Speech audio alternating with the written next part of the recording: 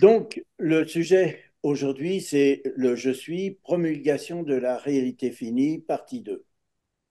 Le matériel utilisé dans cette présentation est tiré du livre du Rancia et les discussions, les opinions et les conclusions sont les miennes. Et donc, elles sont données sous ma seule responsabilité. Rappel. Nous avons vu lors de la première présentation comment le je suis un et inclusif. D'abord, c'est auto-segmenté en trois, l'infini, l'infinitude et l'infinité.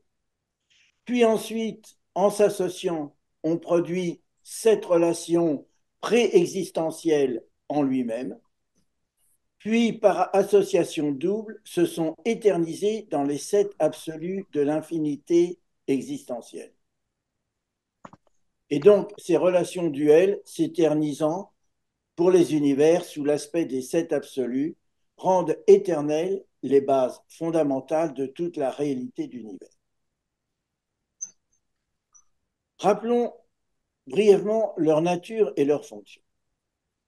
Premièrement, la source-centre première, le Père universel, première personne de la déité, archétype primordial de non-déité, amour universel, esprit éternel et énergie infinie. Deuxièmement, la source-centre deuxième, le Fils éternel, deuxième personne de la déité, personnalité absolue et esprit non qualifié, base de la réalisation-révélation du je suis personnalité. Troisièmement, la source centre du paradis, l'île éternelle du paradis, le deuxième archétype de déité, la base de la réalisation-révélation du je suis force et le fondement du contrôle de la gravité dans tous les univers. Quatrièmement, la source centre troisième, l'acteur conjoint, esprit infini, la troisième personne de la déité, intégrateur infini des énergies cosmiques du paradis avec les énergies spirituelles du Fils éternel, source de l'esprit et manipulateur d'énergie. Cinquièmement, l'absolu de déité, le total de tous les potentiels de déité et de toutes les possibilités personnelles de causalité, et il est l'initiateur de la destinée. Sixièmement, l'absolu non qualifié, statique, réactif et en attente. L'infinité cosmique non révélée du je suis, la totalité de la réalité non déifiée et la finalité de tout potentiel non personnel.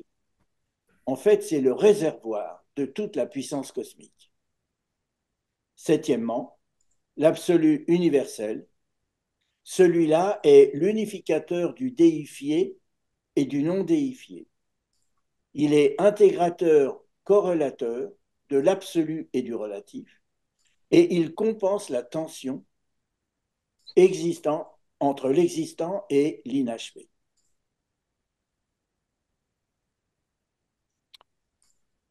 Archétype de relation. Poursuivons la chronologie des événements dans l'infinité. Il existe un troisième archétype de relation, l'interassociation trine, qui est en fait la possibilité de toute dynamique, la base de la fonctionnalité des sept absolus. En fait, dans l'univers, il n'existe que trois types de relations.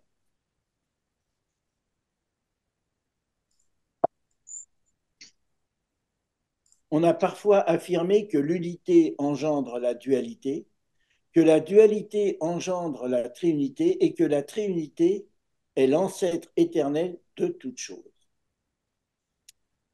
Donc, le modèle de réalité d'unité, c'est le premier. Il s'agit de la relation primordiale dans laquelle la volition du je suis parvient à libérer la déité de l'entrave de l'infinité non qualifiée par le biais de l'autosegmentation. Cette relation d'unité crée une tension primordiale au sein du je suis entre le personnel et le non personnel, l'actuel et le potentiel. À notre niveau, cette tension existe dans notre vie intérieure, entre l'autosatisfaction du moi et l'appel de l'esprit intérieur. Elle est résolue par la décision-action de notre volonté.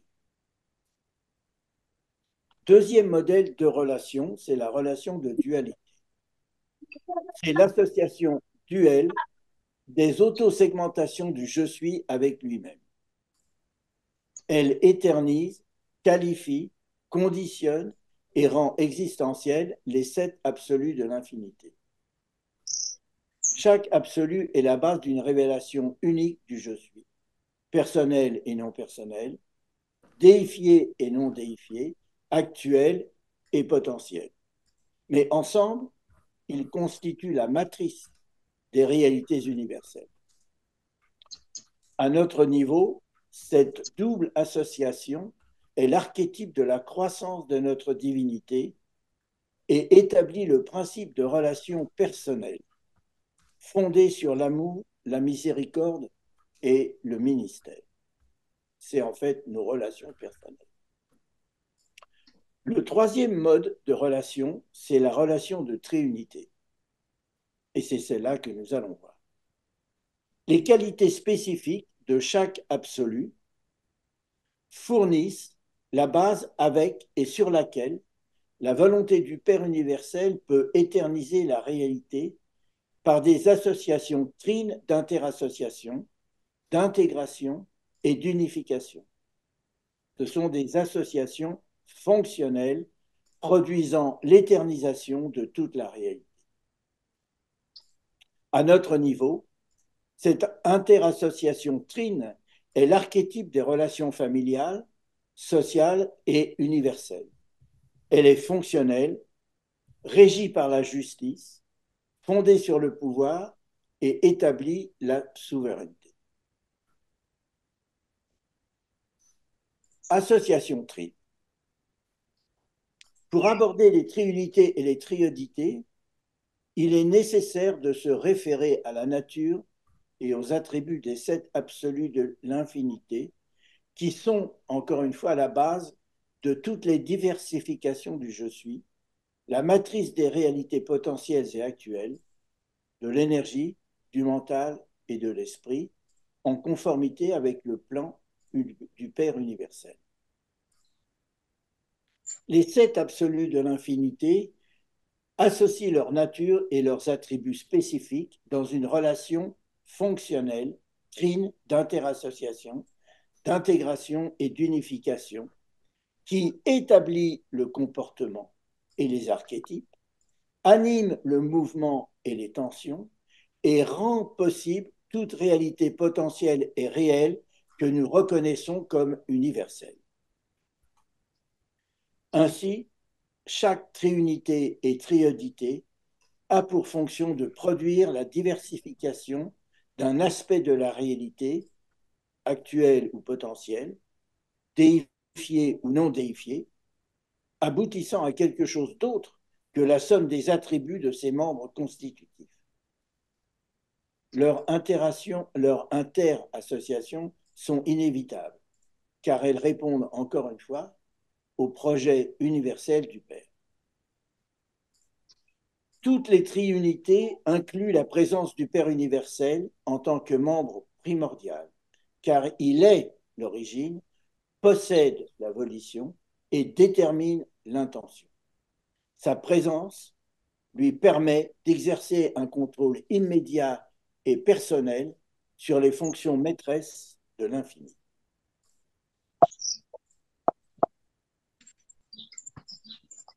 La première source Père universel, le centre absolu, la cause première, c'est la définition même du Père. Donc, la première source Père universel, le centre absolu, la cause première, le contrôleur universel, le fournisseur d'énergie illimité, l'unité originelle, le soutien non qualifié, la première personne de déité, l'archétype cosmique primordial est l'essence de l'infinité. Le Père universel est tout ça. Il est la cause personnelle des absolus. Il est en fait l'absolu des absolus.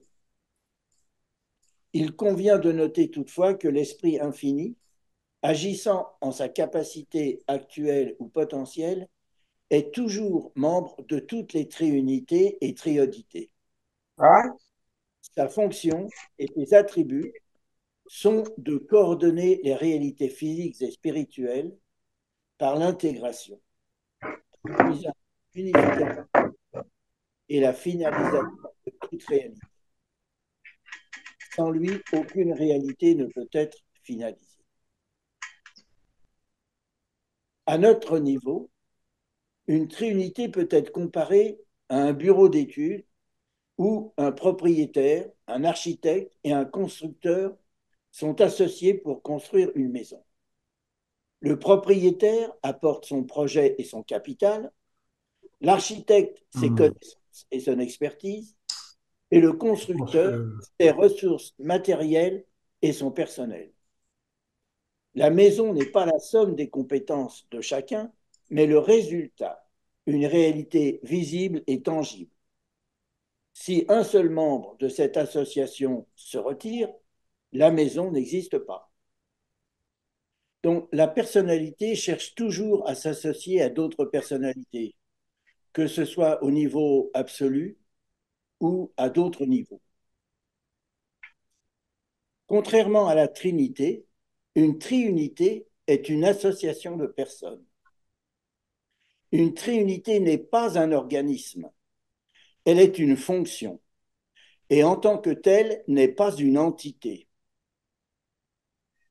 Elle peut être considérée comme une interassociation de moyens, de compétences et de savoir-faire permettant justement de réaliser quelque chose. Elle est purement fonctionnelle. Par exemple, la justice est une fonction opérée par des personnes. La justice.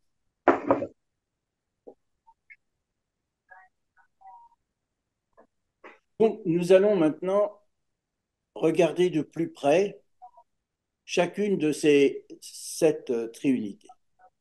On va commencer par la première, la triunité personnelle intentionnelle. Le premier membre de cette triunité est le Père universel. Il agit en tant que personne, que Père des personnalités et source d'amour. Deuxième membre, le Fils éternel, agit en tant qu'esprit pur et source de miséricorde. Troisième membre, l'Esprit infini, attribue l'Esprit et apporte son ministère aux créatures. C'est la triple union de l'amour, de la miséricorde et du ministère. L'association intentionnelle et personnelle des 3 personnalités éternelles du paradis. C'est l'association divinement fraternelle, aimant les créatures, agissant paternellement et encourageant l'ascension. Les divines personnalités de cette première triunité sont des dieux qui confèrent la personnalité, effusent l'esprit et attribuent le mental. C'est la triunité de volition infinie. Elle agit dans tout l'éternel présent et dans la totalité de l'écoulement passé, présent, futur du temps. Cette association produit l'infinité volitive et fournit les mécanismes par lesquels la déité personnelle devient auto-révélatrice pour les créatures du cosmos en évolution. En fait, cette association est le modèle des relations entre les êtres personnels, un cadre pour le comportement social et universel dans tout l'univers. C'est aussi la fonction qui permet de progresser en divinité et d'expérimenter le commandement divin. Soyez parfait dans votre sphère, comme je suis parfait dans ma sphère divine. À notre niveau, la première trinité est fonctionnelle en nous. L'association de notre personnalité, de notre esprit et de notre mental nous rend techniquement capables de choisir la volonté du Père universel. C'est l'intention. Et ainsi de progresser en divinité par l'amour, la miséricorde et le service désintéressé, et ainsi atteindre la perfection dans notre sphère comme la déité le fait dans la sienne. Cette triunité nous accompagnera jusqu'à la fin des temps, permettant aux dimensions de notre personnalité, longueur, profondeur, verticale et largeur, de s'exprimer pleinement sur les 7 niveaux de réalisation et de révélation que pour le Père universel dans les âges successifs du Maître univers et au-delà. Si une seule de ces qualités venait à manquer, la divinité deviendrait inaccessible. Et on nous rappelle, la divinité est intelligible aux créatures en tant que vérité, beauté et bonté. Elle est corrélée dans la personnalité en tant qu'amour, miséricorde et ministère. Et elle est révélée sur les niveaux impersonnels en tant que justice, pouvoir et souveraineté.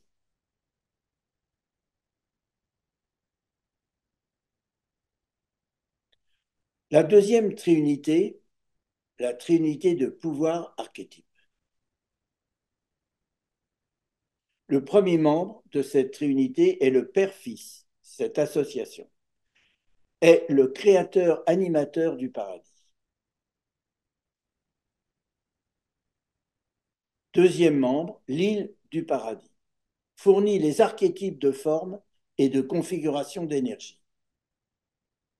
Troisième acteur, l'acteur conjoint, organise et manipule des archétypes physiques. La triunité du pouvoir archétype est la machinerie qui fournit tous les archétypes de forme et de configuration de l'énergie.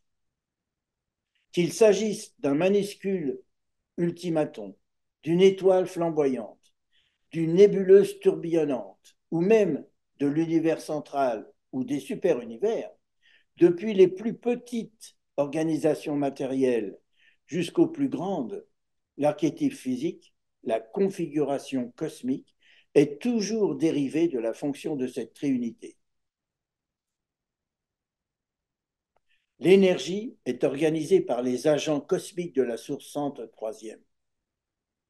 Elle est façonnée, d'après l'archétype du paradis, la matérialisation absolue.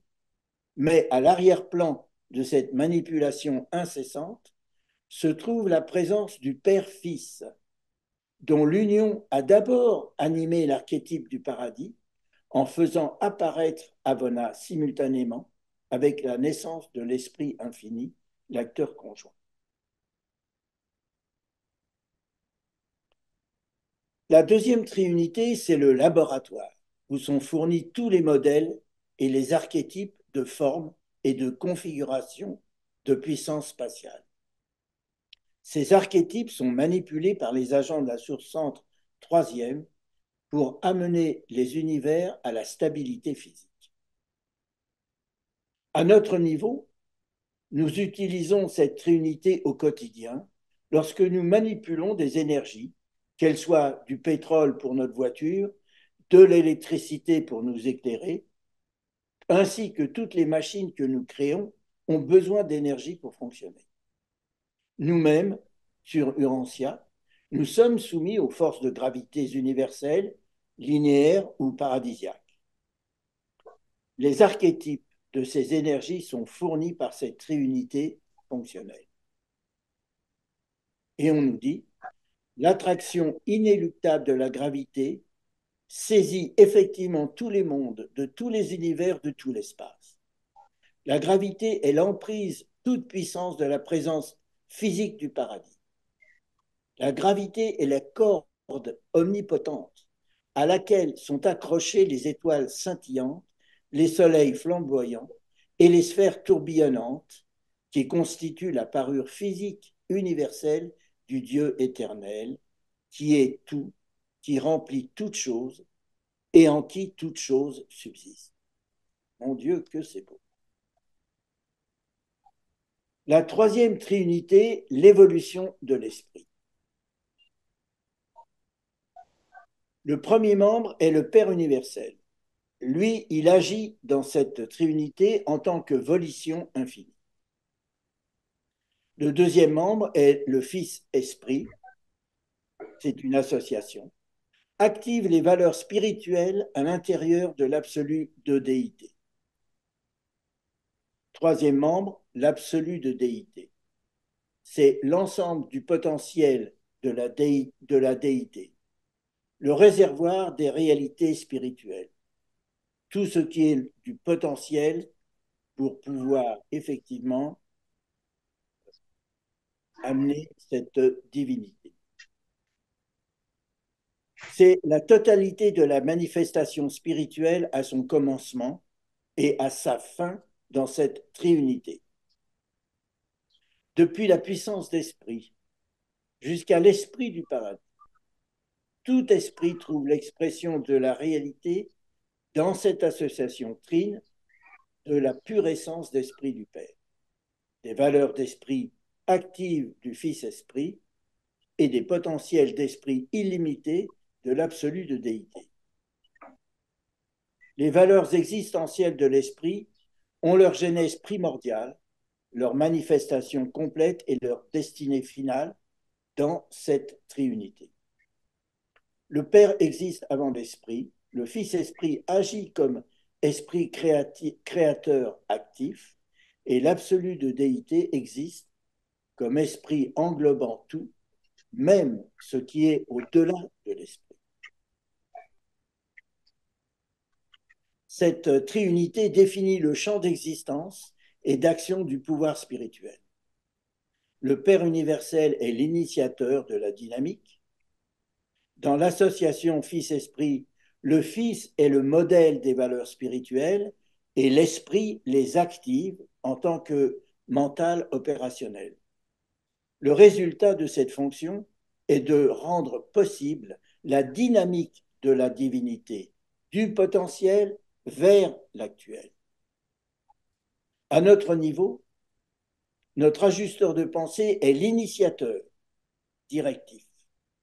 Par les choix de notre personnalité, nous faisons naître dans notre mental les valeurs spirituelles de l'absolu de déité que nous actualisons par nos décisions actions.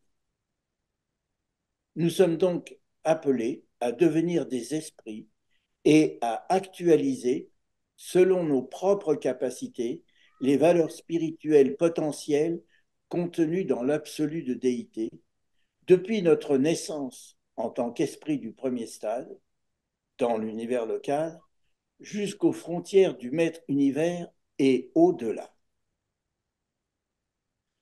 Cela est rendu possible parce que notre personnalité opère sur 7 niveaux de réalisation de soi. 3 au niveau fini, 3 au niveau absonite et 1 au niveau absolu. Cette triunité nous donne la possibilité de devenir les partenaires du Père universel dans la diversification de son expression d'amour et de sa manifestation spirituelle.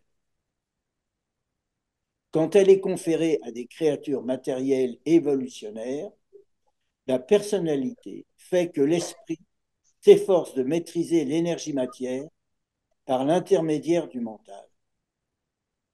Elle peut faire un don à Dieu, la consécration du libre arbitre à faire la volonté de Dieu. La quatrième triunité, infinité d'énergie. Le premier membre est l'Esprit Père, fournisseur et activateur de toute énergie.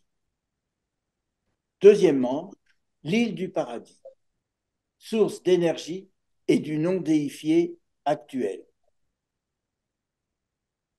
Troisième membre, l'absolu non qualifié, le réservoir du potentiel de non déifié. À l'intérieur de cette trinité s'éternisent les commencements et les fins de toute réalité d'énergie, depuis la puissance d'espace jusqu'à la monota. Le paradis est le centre d'activation de l'énergie force du cosmos. La position de la source centre première dans l'univers, le point focal cosmique de l'absolu non qualifié, est la source de toute énergie. Existentiellement présent dans cette triunité se trouve le potentiel énergétique du cosmos infini, dont le grand univers et le maître univers ne sont que des manifestations partielles. La quatrième triunité, donc, contrôle absolument les unités fondamentales d'énergie cosmique. Elle les libère de l'absolu non qualifié d'une manière directement proportionnelle à l'apparition chez les déités expérientielles de la capacité subabsolue de contrôler et de stabiliser le cosmos en métamorphose. La quatrième triunité établit le cycle sans fin de la transformation de l'énergie et met à la disposition des déités expérientielles la puissance d'espace contenue dans la présence de l'absolu non qualifié, proportionnelle au développement des univers du temps et de l'espace.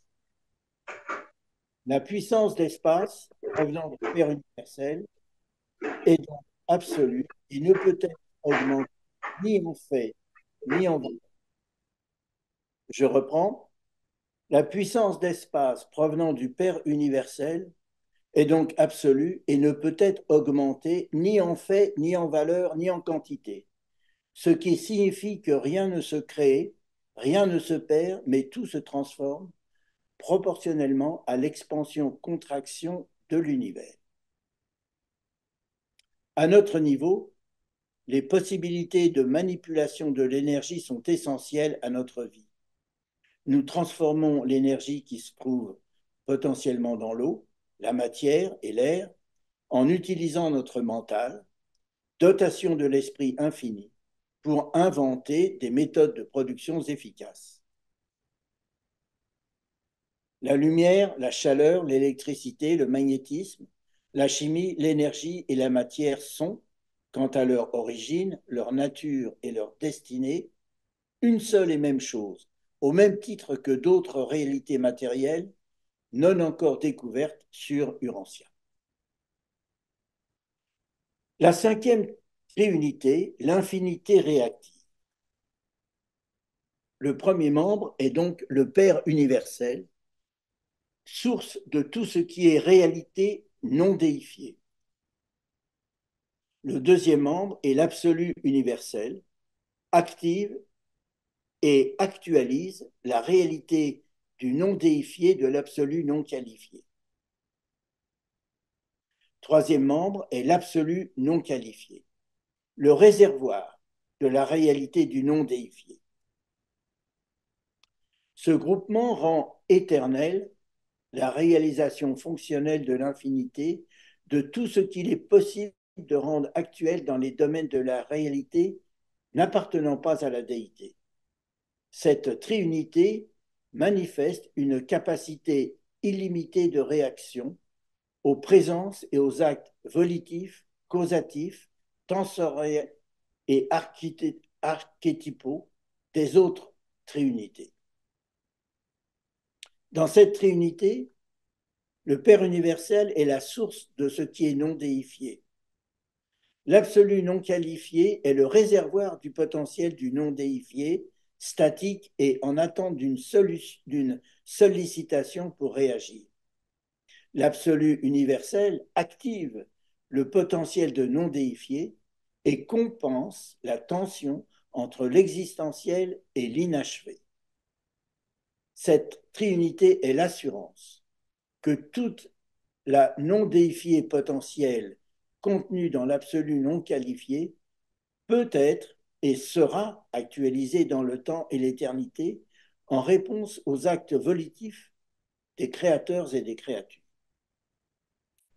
À notre niveau, cette triunité est l'assurance que l'énergie sera toujours réactive en conformité avec les archétypes lors de sa transformation, de sa modification et de son atténuation. En d'autres termes, l'énergie répondra toujours à nos demandes de la même manière efficace et prévisible. S'il est possible que les centres de pouvoir exercent une influence sur les forces primordiales de cet absolu, nous ne sommes pas au courant de ces fonctions. Il existe toutefois de légers indices susceptibles de justifier l'opinion que certains contrôleurs physiques réagissent parfois automatiquement à certaines impulsions de l'absolu universel. La sixième trinité, déité en association cosmique. Le premier membre est le Père universel, l'absolu des absolus. Le deuxième membre est l'absolu de déité, totalité de tous les potentiels de déité qualifiés, ce qui est non qualifié et non qualifié, non déifié et non qualifié. Troisième membre, l'absolu universel, active et actualise ce qui est non déifié et non qualifié. C'est l'association de la déité dans le cosmos, l'immanence de la déité en conjonction avec la transcendance de la déité. C'est la dernière extension de la divinité sur le niveau fini de l'infinité vers les réalités qui se trouvent en dehors du domaine de la réalité déifiée. Dans cette association, le Père universel est la transcendance et l'immanence de la déité. L'absolu de déité est la cause et le qualificateur des réalités potentiellement spirituelles, le potentiel de tout ce qui peut être déifié, et l'initiateur de la destinée. L'absolu universel, lui, associe, relie, compense et rend éternelle la tension entre les réalités qualifiées et non qualifiées. Cette triunité représente le maximum de tout ce qui peut être déifié et de ce qui ne l'a pas encore été, jusqu'au niveau infini de la transcendance à l'immanence de la déité. À notre niveau, la transcendance du Père universel se révèle dans notre foi en un Dieu paradisiaque et l'immanence est révélée par l'ajusteur de pensée en nous. La déité absolue étant l'initiatrice de notre destinée spirituelle, représente le réservoir de toutes les opportunités que notre créativité fait naître à travers nos choix dans l'ascension vers le paradis. L'absolu universel coordonne et résout la tension entre l'inachevé et le parfait.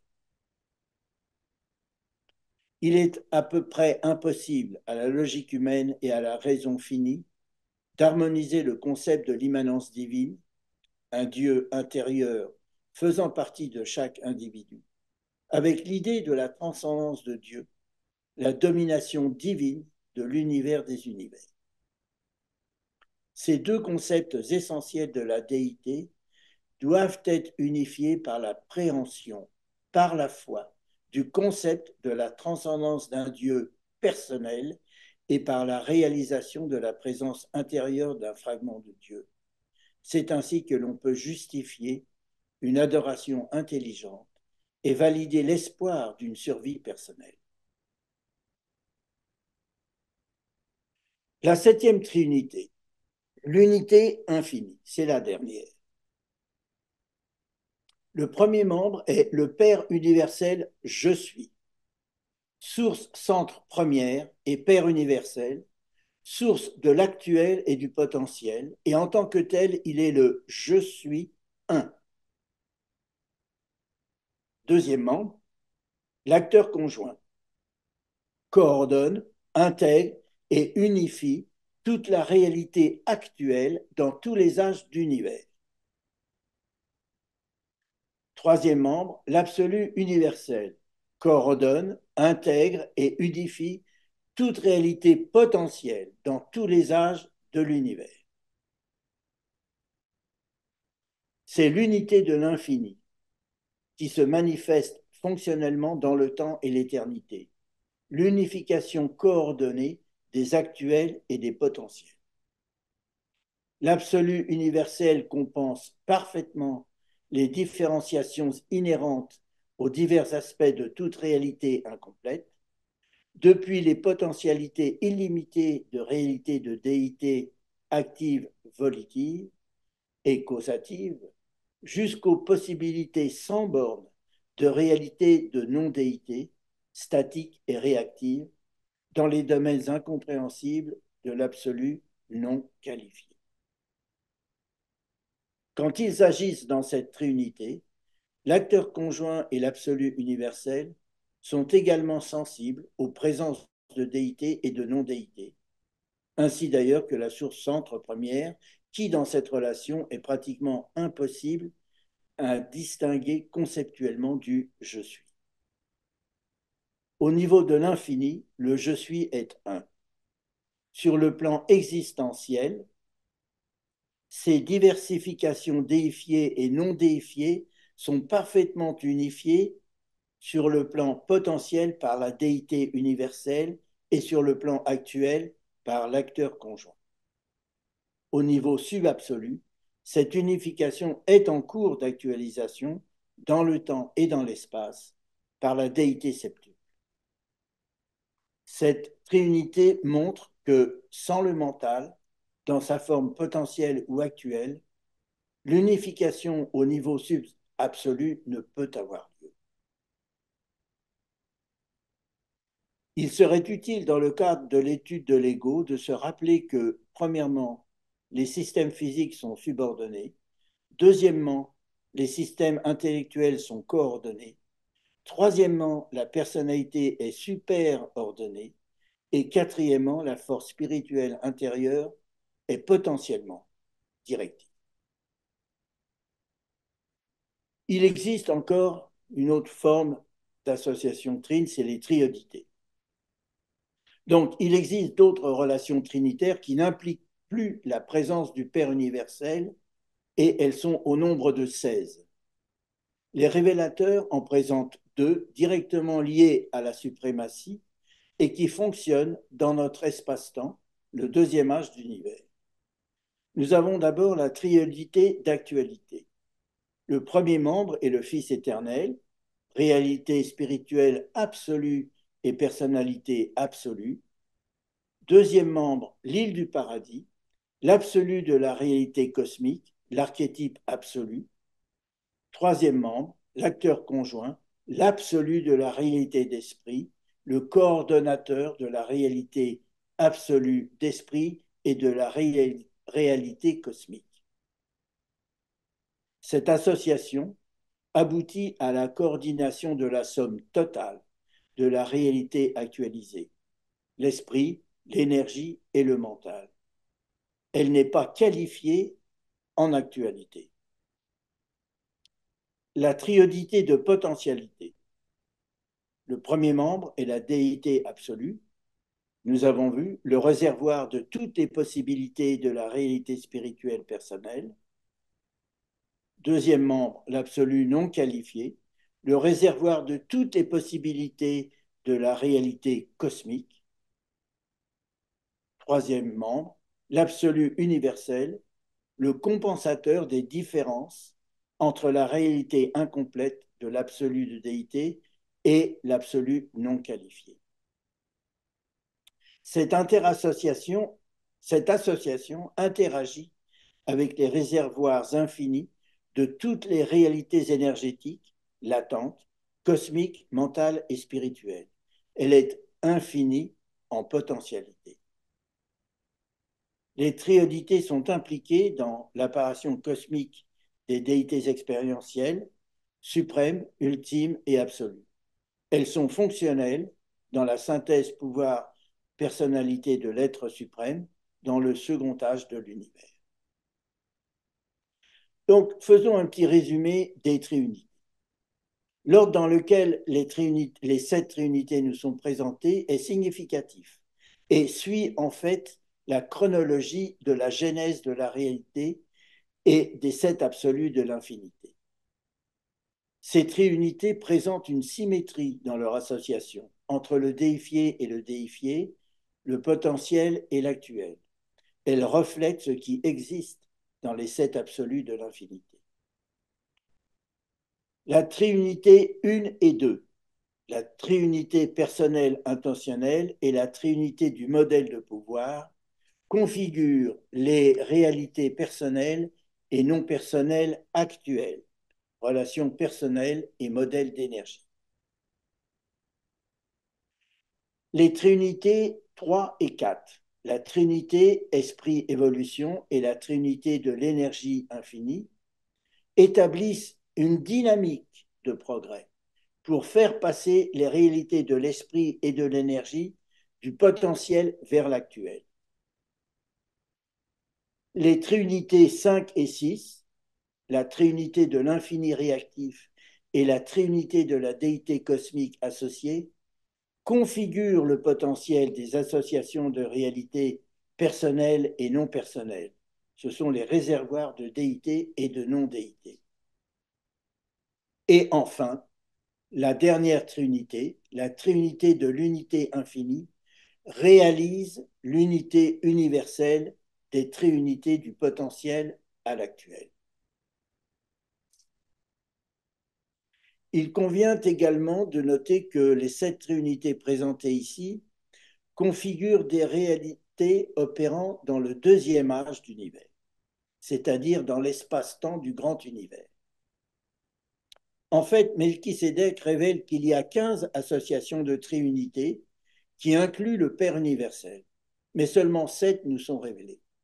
Les 8 autres semblent traiter de réalité, d'actualité et de potentialité au-delà du niveau expérientiel de suprématie et intéressent donc les niveaux ultimes et au-delà. Les membres associés dans les triunités agissent à titre divers. Par exemple, l'esprit infini opère soit en tant qu'esprit, troisième personne de la déité, soit en tant que manipulateur d'énergie, acteur conjoint, soit en tant que corrélateur entre l'énergie et l'esprit infini, soit en tant qu'exécuteur du plan divin, le Dieu d'action.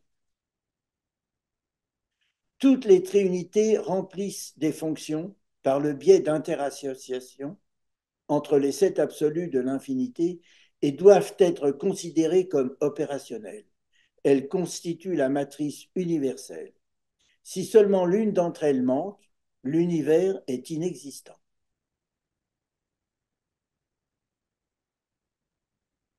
Trinité suprême, ultime et absolue. À ce stade de notre exposé, il nous faut revenir sur ces 15 triunités. En effet, nous sommes informés qu'il existe 8 autres triunités qui n'ont rien à voir avec le deuxième âge d'univers, mais qui structureront les réalités ultimes et absolues dans les âges à venir. Cela implique qu'à l'intérieur des 3 réservoirs de potentialité doit nécessairement exister des portions de possibilités potentielles et actuelles couvrant les besoins des âges suivants. Une première portion de réalité potentielle finie, qui, une fois épuisée, verra la fin du deuxième âge d'univers et déclenchera la synthèse pouvoir-personnalité. Alors, l'être suprême émergera et la première trinité expérientielle, la trinité ultime, composée des créateurs suprêmes, de l'être suprême et des architectes absonnés du maître univers. Nous aurons alors atteint la limite de la divinité possible pour cet âge. Les 7 super-univers seront ancrés dans la lumière et la vie, et nous serons tous devenus parfaits dans les limites finies de la croissance expérientielle. Ensuite, dans ces fameux réservoirs de potentialité, une deuxième portion de réalité potentielle ultime, beaucoup plus vaste, concernant le développement futur des 4 niveaux d'espace extérieur en cours de mobilisation. Cette portion peut-elle elle-même être divisée en 4 sous-portions, chacune dédiée à l'un des 4 niveaux d'espace extérieur? Nous ne le savons pas, mais ce qui est certain, c'est qu'une fois la quatrième et dernière partie épuisée, dans un avenir extrêmement lointain, les 4 niveaux d'espace extérieur et leurs habitants seront devenus parfaits au sens ultime. La synthèse pouvoir-personnalité donnera naissance à Dieu l'ultime et verra la deuxième trinité expérientielle, la trinité absolue ou l'absolue trinité, se former. Elle consistera en Dieu le suprême, Dieu l'ultime et le consommateur non révélé de la destinée. Existe-t-il une troisième portion infinie de réalité absolue potentielle au-delà de l'ultime dans ces réservoirs? Si l'on admet que la deuxième portion de potentialité liée aux 4 niveaux d'espace extérieur est épuisée, et considérant que les 3 absolus de potentialité sont absolus, c'est-à-dire sans limite, alors cette troisième partie doit exister, mais sans finalité. Nous nous heurtons au mur de l'infini, une éventuelle trinité de la Trinité. Conclusion. Nous sommes allés assez loin dans notre étude de la diversification du je suis, de la genèse de la réalité sous toutes ses formes, actuelles, potentielles, déifiées, non déifiées et autres. La scène universelle est prête à se déployer. Les pré-existentiels deviennent existentiels dans les 7 absolus, et les existentiels deviennent fonctionnels dans les triunités, associations fondamentales des absolus. Et en même temps que les triunités sont rendues éternelles, la scène de l'univers est en place. Les potentiels existent et les actuels sont présents. Alors la plénitude de l'éternité voit l'énergie cosmique se diversifier, l'esprit du paradis se répandre et le don du mental s'effectuer, en même temps que l'attribution de la personnalité, grâce à laquelle tous ces dérivés de la déité et du paradis sont unifiés dans l'expérience sur le niveau des créatures et unifiés par d'autres techniques sur le niveau des super-créatures. Les tréunités sont les modèles que nous utilisons pour actualiser la volonté du Père universel dans nos vies et ainsi grandir en divinité. À notre niveau, la personnalité est le maître de notre destin universel. Par nos choix quotidiens, entre égoïsme et altruisme, nous actualisons les potentiels spirituels contenus dans l'absolu de déité. Lorsque nous parlons d'actualisation des potentiels au niveau personnel, nous entendons les potentiels à contenu spirituel, à l'exclusion de tous les autres, car à terme, le plan universel ne peut contenir que ce qui est divin ou en devenir. La fonction de la première trinité, personnelle intentionnelle, est mobilisée lorsque notre intention est imprégnée d'amour, de miséricorde et de service à nos frères. À chaque fois que l'homme fait un choix moral réfléchi, il fait immédiatement l'expérience d'une nouvelle invasion divine de son âme. La fonction de la troisième trinité, en évolution d'esprit, est mobilisée lorsque notre intention devient action sous la guidance de l'esprit intérieur. Avec Dieu le Père, la filiation et la grande relation. Avec Dieu le suprême, l'accomplissement est la condition préalable au statut. Il faut faire quelque chose et être quelque chose. La fonction de la sixième trinité, en association cosmique, est mobilisée lorsque nous prenons conscience de notre appartenance à un univers en association cosmique. C'est la citoyenneté cosmique.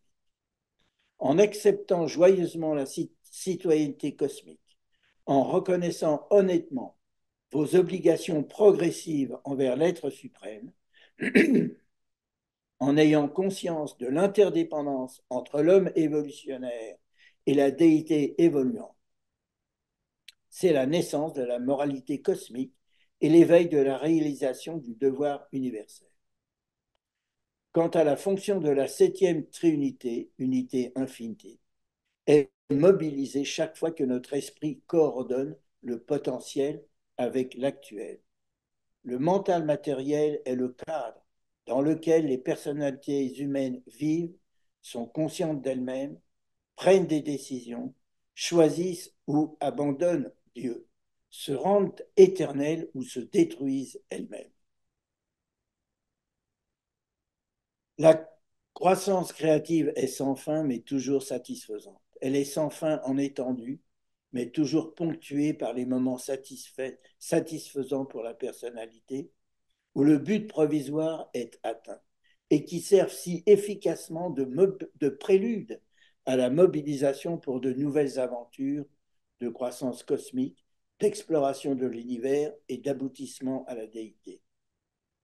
Tôt ou tard, toutes les personnalités de l'univers commencent à se rendre compte que la recherche finale de l'éternité est l'exploration sans fin de l'infinité, le voyage de découverte qui n'aura jamais de fin dans l'absoluité de la source centre première. Tôt ou tard, nous nous rendons tous compte que la croissance des créatures est proportionnelle à leur identification avec le Père. Nous en venons à comprendre que le fait de vivre la volonté de Dieu est le passeport éternel pour les possibilités sans fin de l'infinité elle-même. Les mortels comprendront un jour que la réussite dans la recherche de l'infini est directement proportionnelle au degré atteint de ressemblance avec le Père, et qu'au cours du présent âge de l'univers, les réalités du Père sont révélées dans les qualités de divinité. Et ces qualités de divinité sont acquises personnellement par les créatures de l'univers qui font l'expérience de vivre divinement. Et vivre divinement signifie vivre effectivement la volonté de Dieu. Dans la troisième partie de cette présentation intitulée Je suis les âges d'univers, qui se déroulera donc le 15 juin, nous poursuivrons notre exploration du plan divin dans les âges successifs qui voient s'épuiser les absolus de potentialité et s'actualiser sur des niveaux finis, ultimes et absolus, la réalité existentielle, une et indivisible, enfermée dans le je suis pré-existentiel, en devenant possiblement le je suis post-expérientiel. Donc, merci et place aux questions. Maurice, tu peux mettre ton micro? Oui, moi je m'interroge sur la nature de l'amour. L'amour est une réalité. S'il n'est ni énergie, ni matière, quelle en est sa nature? Écoute, merci pour cette question. Il me semble que l'amour est énergie. C'est une énergie spirituelle. La preuve, c'est que l'amour te fait faire des choses. Donc, c'est une énergie que tu utilises. L'amour est une énergie. Okay.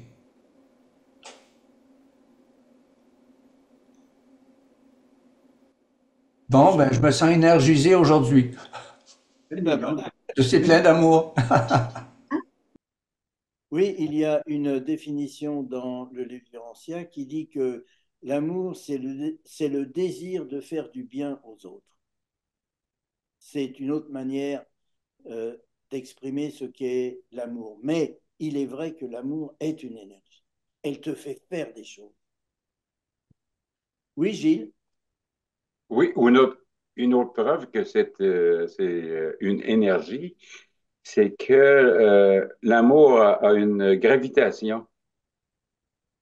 C'est une gravitation spirituelle, une gravitation, c'est ça. Alors, c'est pas du vide. Oui, merci de dire ça et de parler de la gravitation parce que quand on, quand on, quand les apôtres se sont associés avec Jésus, ils étaient attirés par sa personnalité. Et cette attirance, c'était justement le pouvoir de l'amour, l'attraction de l'amour sur les gens. Et ça nous arrive, j'espère, ça nous arrivera de plus en plus d'être attractif. Parce que si on exprime l'amour pour les autres, on devient attractif. Donc il y a une gravité. Et cette gravité spirituelle, elle est centrée sur les personnes. Alors naturellement, le Fils éternel est l'absolu de l'attraction de l'amour. Mais chaque personne peut aussi être un centre attractif d'amour. Donc cette gravité d'amour existe réellement.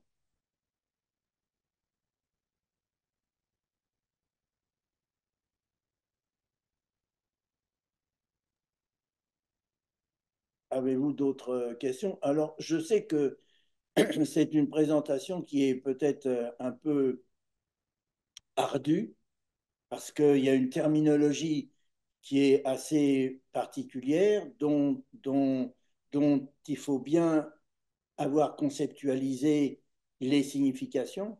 Mais en fait, vous savez, c'est quand on y pense, quand on regarde ce que sont les triunités et les triodités, on se rend bien compte que pour que la réalité existe, il faut qu'il y ait des fonctionnalités.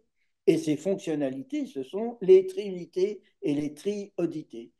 Ce ne sont ni des personnes, ni des entités, ce sont des fonctionnalités.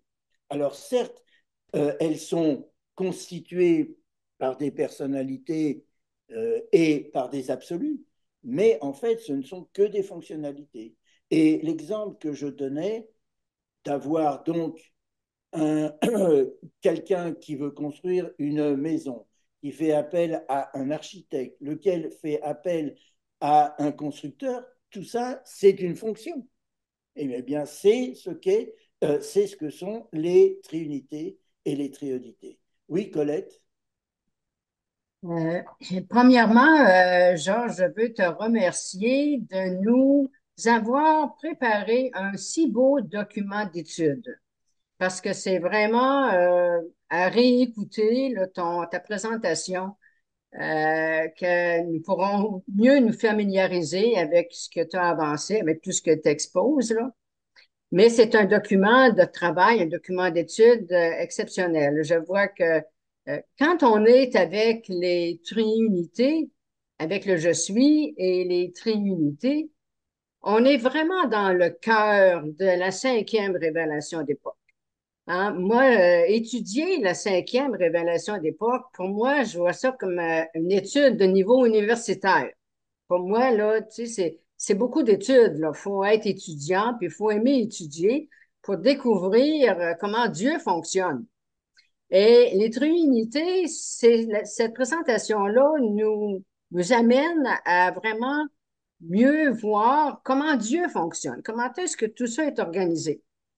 Alors, l'étude des triunités, pour moi, là, c'est comme si on était rendu dans le doctorat à l'université, là. Tu sais, c'est vraiment un niveau là, très, très élevé, là. Mais c'est important. Mais je trouve c'est bien que les révélateurs nous aient donné tout ça pour mieux comprendre euh, ce qui est difficile à saisir par rapport à comment ça que tout ça, ça marche, ça fonctionne dans notre société. Alors, tu l'as bien présenté. J'adore ça. J'adore tous les points que tu as apportés. Puis tu nous as schématisé ça. Alors, ça va améliorer l'étude.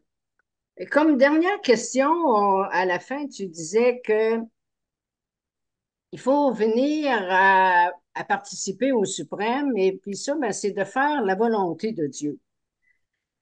Beaucoup de gens se posent la question, ben, qu'est-ce que ça veut dire faire la volonté de Dieu?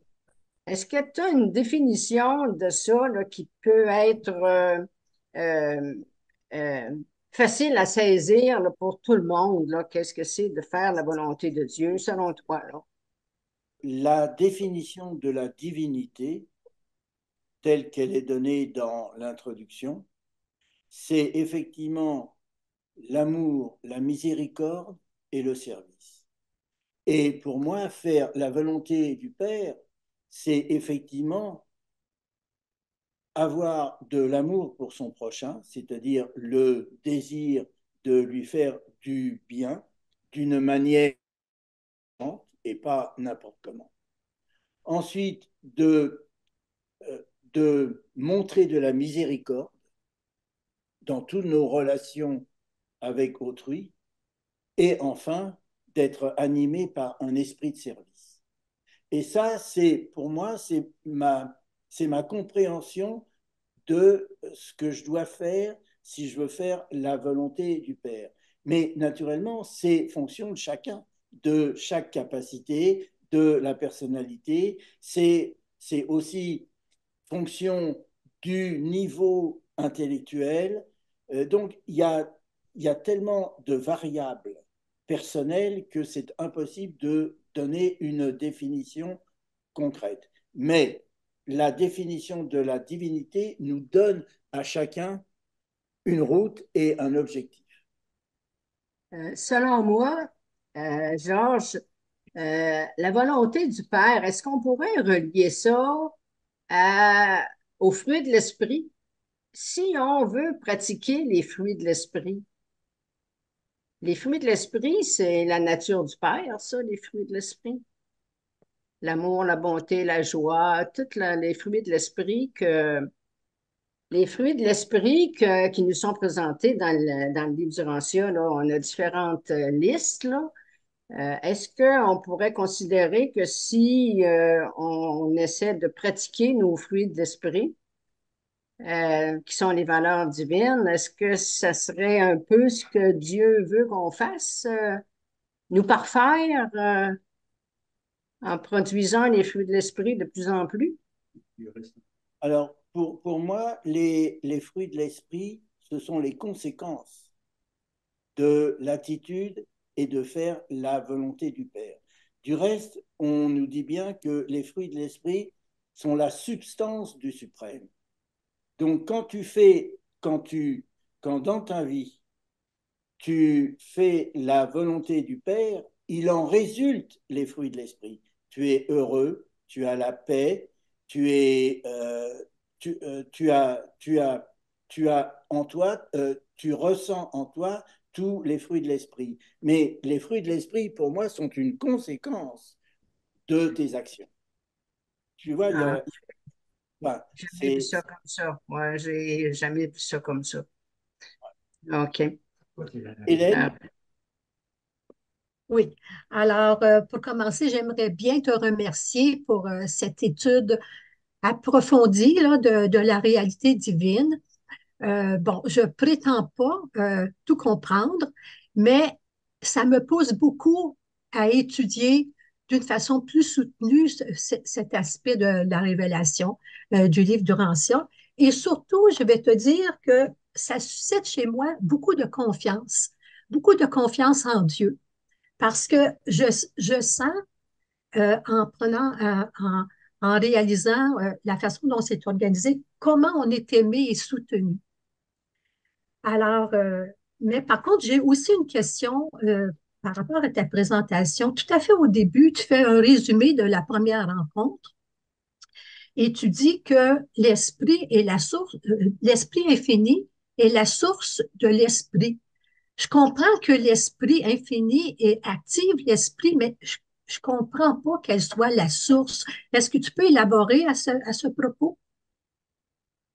oui, alors, le Père, le Fils et l'Esprit ont chacun un esprit. Et donc, lorsqu'on dit que l'esprit infini a un esprit, on parle de l'esprit infini. Au niveau de notre univers local, c'est le Saint-Esprit. C'est ce qui est diffusé par la divine ministre. Ça n'est pas pareil que les 7 esprits mentaux adjuvats, c'est autre chose. C'est le Saint-Esprit.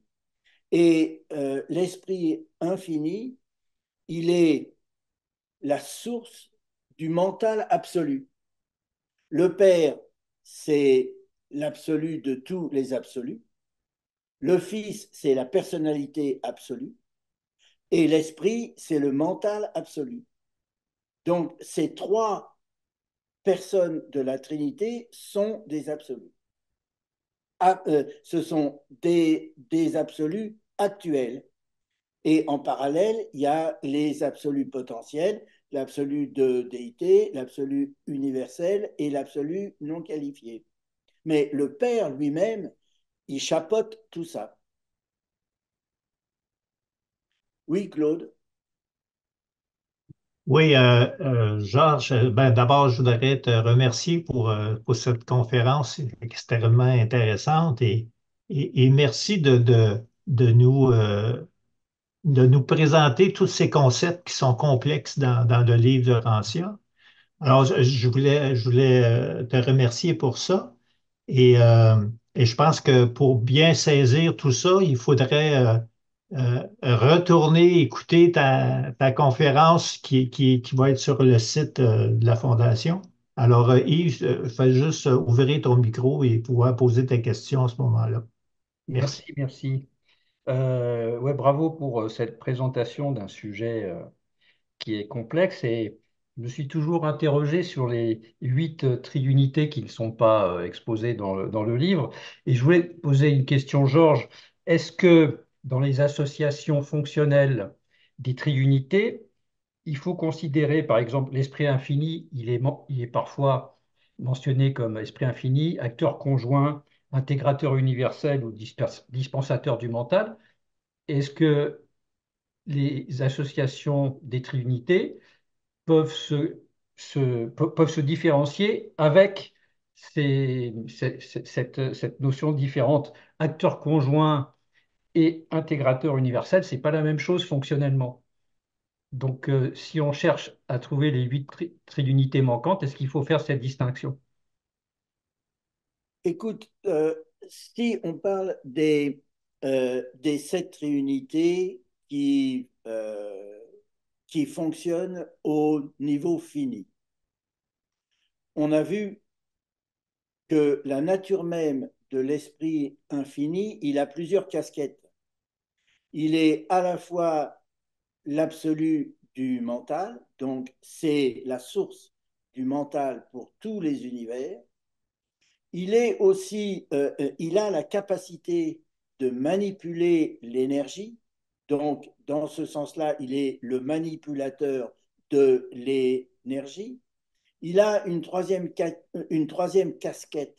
Il intègre, il coordonne, il fait une interassociation, intégration, unification entre les réalités d'esprit et les réalités d'énergie. Donc, il a plusieurs casquettes. Et en fonction de chaque triunité et de la fonction de chaque triunité, soit il va fonctionner en tant que manipulateur d'énergie, soit en tant que corrélateur entre l'actuel et le potentiel. Bref, effectivement, mais c'est le seul, je crois, à part naturellement le Père universel, c'est le seul, je crois, qui soit dans toutes les 7 triunités, soit sous forme d'esprit infini, soit sous forme de manipulateur de l'énergie, soit sous forme de coordinateur, mais c'est le seul qui soit effectivement présent dans toutes les trinités, et c'est pourquoi on ne peut rien faire sans le mental.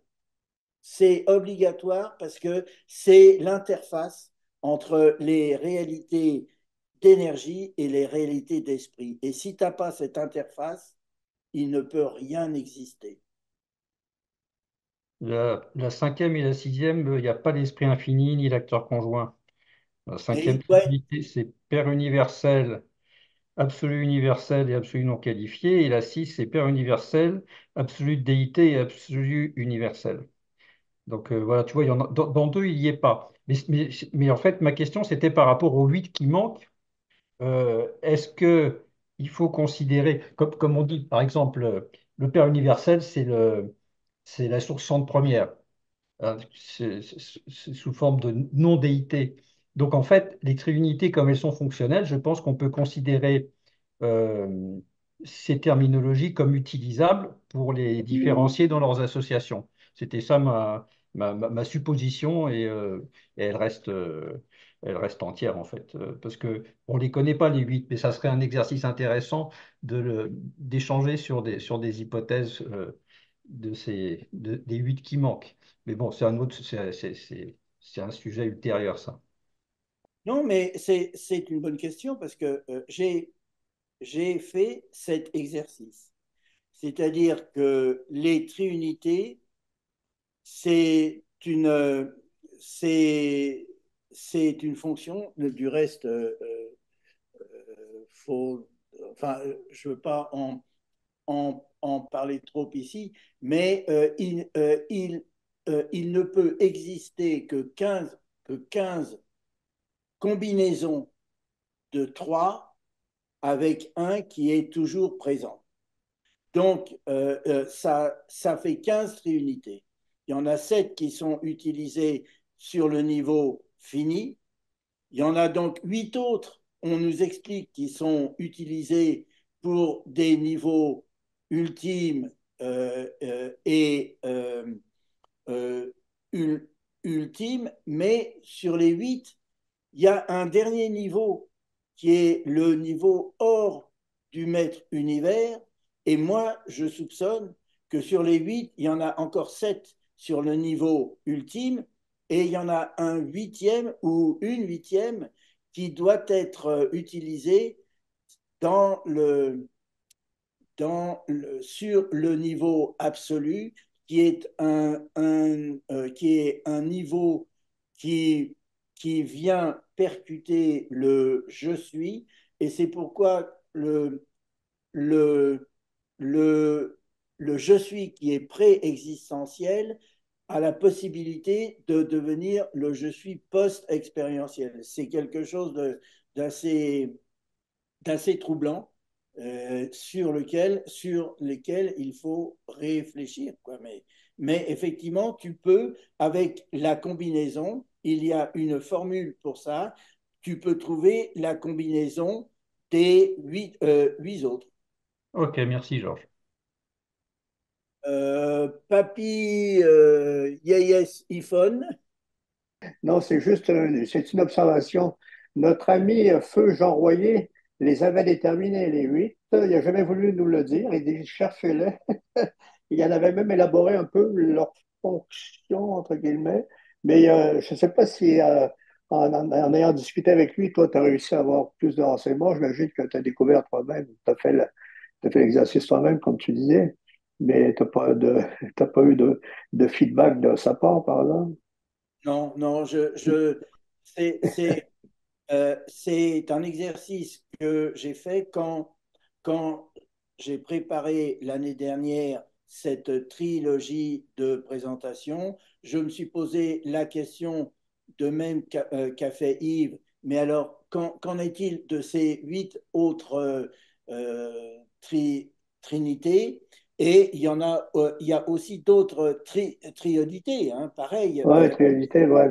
Mais lui, il avait fait un bon travail, mais il n'a pas voulu, il a pas voulu nous donner le résultat. Je ne sais pas s'il a laissé, il a gardé ça dans ses Non, documents, mais non. là, personne n'a accès à ces documents.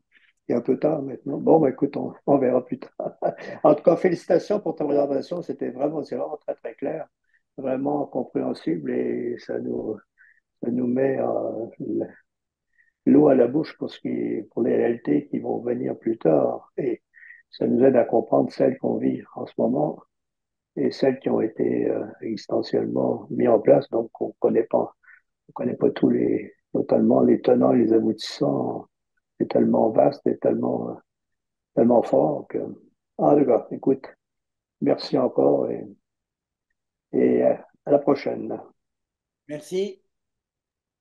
Patrick? Euh, Bonjour, merci pour cette présentation sur des concepts très profonds du livre du Rantia, des notions qui concernent l'univers central et divin, le maître univers, et puis ensuite les 4 niveaux d'espace extérieur qui, dans un avenir, on va dire, lointain, seront, ma foi, mobilisés.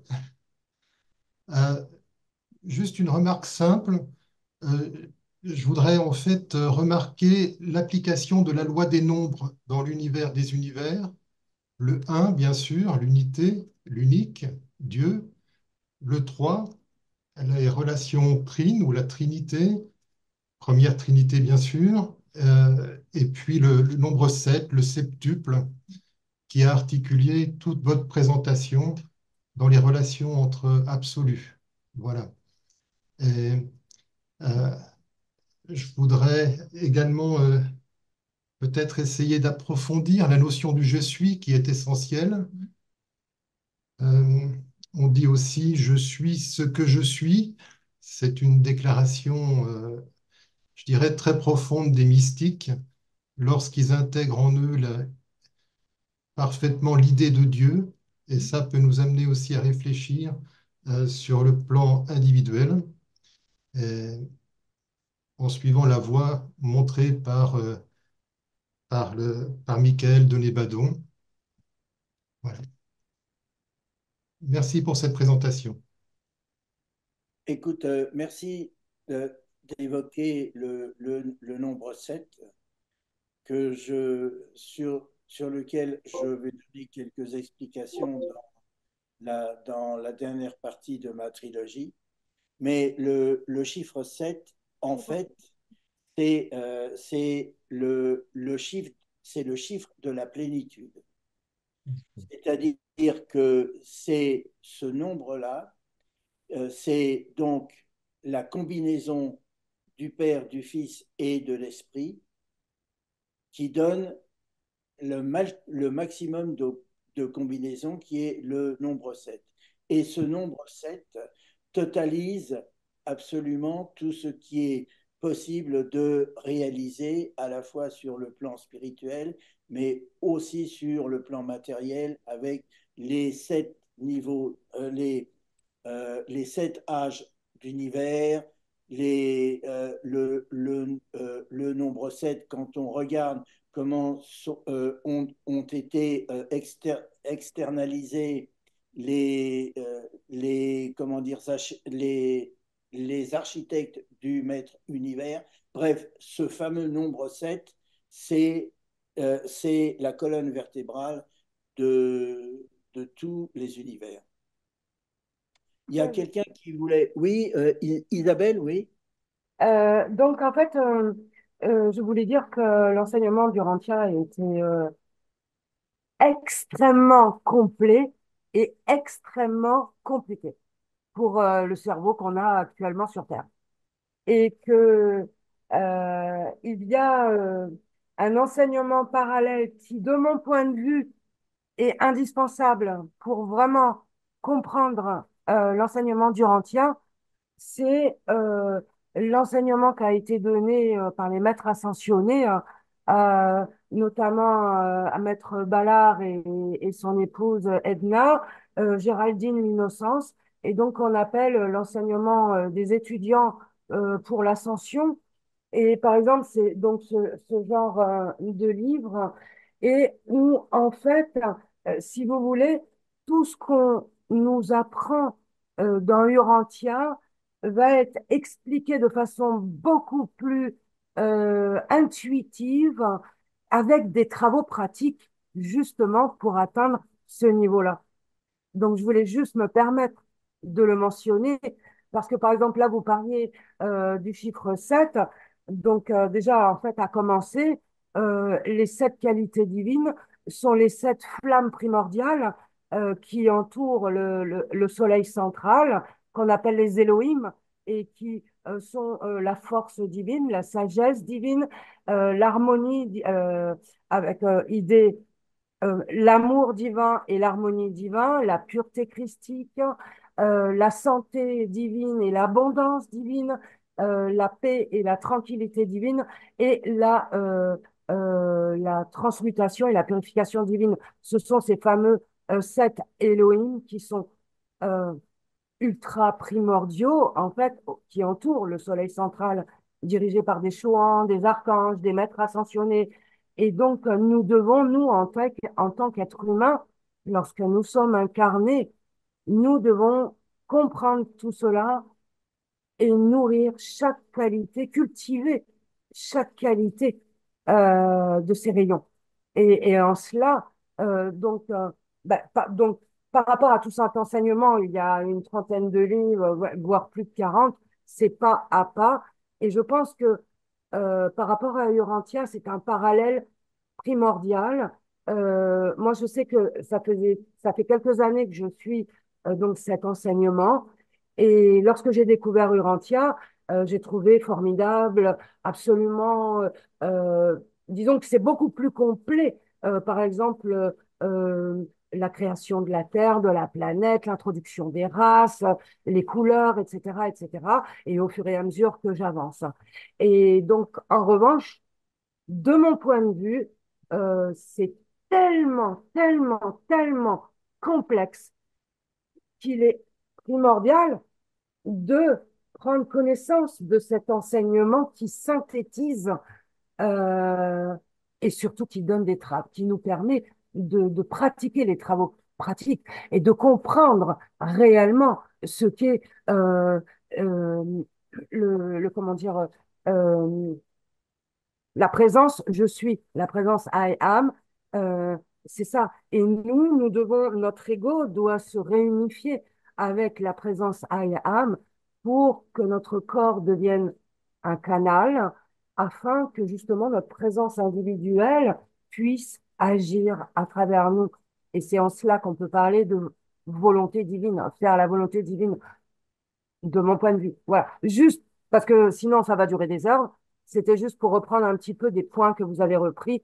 Et pour l'amour, c'est réellement une énergie divine et c'est la force, c'est la force, c'est la plus grande puissance universelle.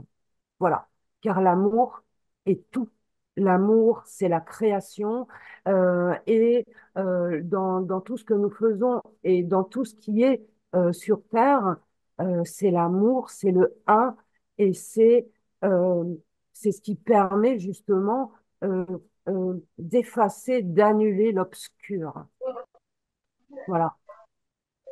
Merci Isabelle pour ton intervention. Maurice, tu veux ajouter quelque chose peut-être? Oui, moi, je trouve que l'enseignement du livre de Rantia, il est vraiment, vraiment pas compliqué. Au contraire, il est très simple. Par contre, on s'entend qu'il est complexe. Donc, je fais une grande distinction entre compliqué et complexe. Mais il n'est pas compliqué, le livre de Rantia. Il est logique, il est simple, il est bien présenté, mais une grande complexité. Voilà. Gilles? Oui, je voudrais te remercier, Georges, pour ta conférence. Puis, pour moi, ça va un petit peu être un chemin d'étude. Tu nous as débroussaillé ça parce que je pense que un jour, il va falloir étudier tout ça. Si c'est pas ici sur Urantia, ça va être dans les mondes morontiels, etc. Mais ça, c'est un indispensable. OK. Mais on a l'éternité, par exemple, pour je me console. On a l'éternité pour tout apprendre ça. Fait que euh, mais je veux commencer ici, là, sur Terre, puis tu nous débroussailles ça pas mal. Alors, je te remercie pour tout le débroussaillage et pour ton service là-dedans. Merci, Colette, là, de un petit peu résumé ma pensée, là. que c'est une base d'études et puis on y va selon nos personnalités, etc. Alors, je veux juste rajouter aussi que dans l'amour, il y a beaucoup de liberté. Moi, je crois au Père universel, je crois au je suis, parce que je me sens tellement libre. Je me sens tellement libre d'exercer les talents que je veux, dans le moment que je veux, etc. Ça prend juste une petite base là, OK, je vais suivre ton plan de la meilleure façon possible. Alors, juste faire son possible là-dedans. Alors, je te remercie. Moi aussi, je suis un petit peu comme Maurice. Je trouve ça simple. C'est complexe, mais c'est pas compliqué. Oui, je voulais juste revenir avant que nous nous quittions sur la différence entre complexité et difficulté, parce qu'effectivement, il faut faire une distinction. Quand j'ai commencé à lire ce livre-là, je vous avoue, j'ai commencé par l'introduction et j'ai failli le laisser de côté. Mais bon, j'étais dans une situation psychologique qui fait qu'il fallait que je trouve une solution. Et donc, j'ai persévéré dans l'introduction et plus je persévérais, plus, plus, plus ça me plaisait. Et je considère le livre du Rancière comme un puzzle géant. Et on met les différentes pièces du puzzle petit à petit en fonction de nos lectures. Il y a un phénomène qui fait qui s'appelle évolution-révélation, et plus on lit, plus plus on acquiert de connaissances, plus notre esprit de vérité et l'ajusteur de pensée utilise ces connaissances nouvelles pour se les approprier et pour nous inspirer avec. Et donc, il y a une chimie spirituelle qui se fait que plus on lit et plus notre mental s'ouvre à la réalité. Et ça, c'est très important à comprendre comme phénomène. La preuve, c'est que à chaque fois que j'ouvre une page sur le livre du Rancière et que je commence à lire, je découvre quelque chose de nouveau. Je l'ai lu pendant 100 fois, la même page, mais à la 101e fois, je découvre encore autre chose. Donc, ce qui prouve bien qu'il y a une expansion, une extension de notre compréhension, de notre compréhension mentale, et ça, c'est pas fortuit, c'est le travail de l'ajusteur de pensée et de l'esprit de vérité. Dès qu'on met une graine de vérité dans le mental, elle grandit, elle pousse tous les autres. Donc, le travail que je viens vous présenter, c'est mon travail.